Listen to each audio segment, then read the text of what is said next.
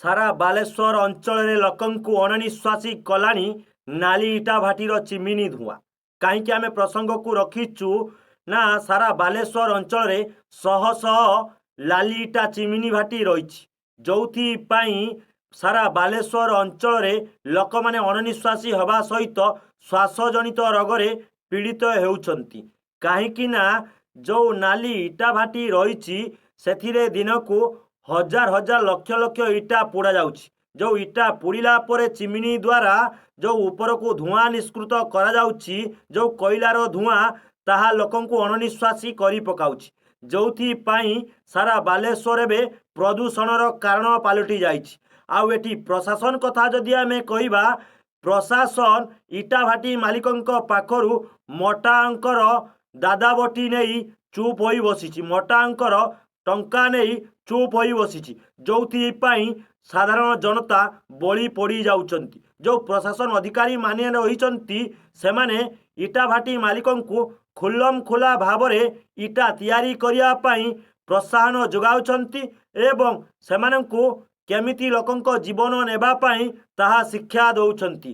କାହିଁକି ନା ଯେଉଁ ନାଲି ଇଟା ଭାଟି ରହିଛି ସାରା ବାଲେଶ୍ୱର ଅଞ୍ଚଳରେ ଦିନକୁ ଦିନ ମଧ୍ୟ ବୃଦ୍ଧି ପାଇବାରେ ଲାଗିଛି, ଯେଉଁଥିପାଇଁ ଲୋକମାନେ ସାଧାରଣ ଲୋକମାନେ ଶ୍ୱାସଜନିତ ରୋଗରେ ପୀଡ଼ିତ ହେଉଛନ୍ତି। ଏପଟେ ସରକାର ପ୍ରଦୂଷଣ ରୋକିବା ବାହାନାରେ ଲୋକମାନଙ୍କ ପାଖରୁ, ସାଧାରଣ ଜନତାଙ୍କ ପାଖରୁ ଯେଉଁ ମୋଟର ଯାନର ପଲ୍ୟୁସନ୍ ବାହାନାରେ ମୋଟା ଅଙ୍କର ଫାଇନ୍ କାଟିବା ସହ ପଲ୍ୟୁସନ୍ ସାର୍ଟିଫିକେଟ୍ ନିତ୍ୟାନ୍ତ ଆବଶ୍ୟକ ବୋଲି କହୁଛନ୍ତି, କିନ୍ତୁ ଏପଟେ ଯେଉଁ ନାଲି ଇଟା ଭାଟି ମାଲିକମାନେ ରହିଛନ୍ତି ସେମାନଙ୍କୁ ଖୁଲମ ଖୋଲା ବ୍ୟବସାୟ କରିବା ପାଇଁ ଅନୁମତି ଦେଉଛନ୍ତି।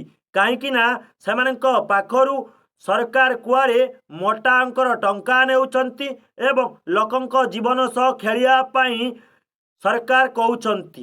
ଯେଉଁ ପ୍ରଶାସନ ଅଧିକାରୀମାନେ ରହିଛନ୍ତି ସେମାନଙ୍କ ପାଖରେ ସାଧାରଣ ଜନତା କମ୍ପ୍ଲେନ୍ କରିଥିଲେ ମଧ୍ୟ ଯେଉଁ ପ୍ରଶାସନ ଅଧିକାରୀମାନେ ରହିଛନ୍ତି ସେମାନେ ସେମାନଙ୍କ ପାଖରୁ ମୋଟା ଅଙ୍କର ଫାଇନ୍ ନେଇ ଗାଢ଼ ନିଦ୍ରାରେ ଶୋଉଛନ୍ତି। ତ ଏଠି ଯାହା ଜଣାପଡ଼ୁଛି ପ୍ରଶାସନ ଏବଂ ଯେଉଁ ଇଟା ଭାଟି ମାଲିକଙ୍କ ମଧ୍ୟରେ ମଧୁ ଚନ୍ଦ୍ରିକା ମାଧ୍ୟମରେ ଲୋକଙ୍କ ଜୀବନ ନେବା ପାଇଁ ଚେଷ୍ଟା କରାଯାଉଛି।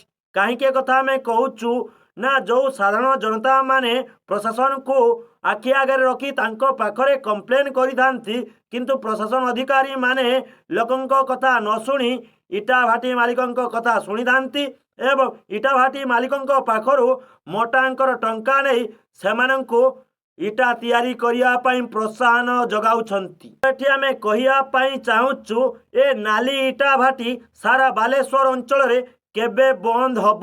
କାହିଁକି ନା ସରକାର ବୁଝିପାରୁନାହାନ୍ତି ଯେଉଁ ନାଲି ଇଟା ଭାଟିରେ ଦିନକୁ ଚିମିନି ମାଧ୍ୟମରେ କେତେ ଧୂଆଁ ନିଷ୍କୃତ ହେଉଛି, ତାହା ଲୋକଙ୍କ ଜୀବନ ଯିବାର ମୁଖ୍ୟ କାରଣ ପାଲଟି ଯାଉଛି।